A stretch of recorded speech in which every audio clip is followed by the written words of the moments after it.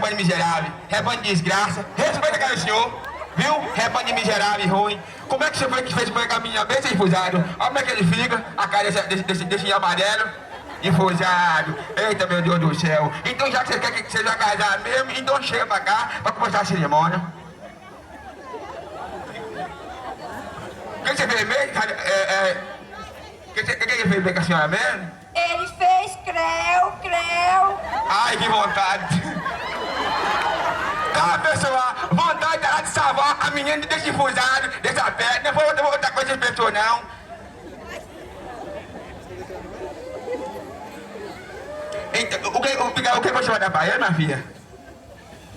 Ó, eu depois de casada não tenho nada pra dar ele. Porque o que tinha de dar eu já dei. Ui!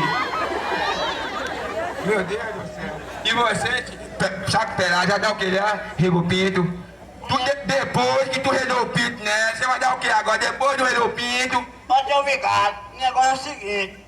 Já que ela vai casar comigo, eu prometo dar ela muito carinho, comida e pinto. E toda mulher casar comigo tem que rolar de pinto. Ui!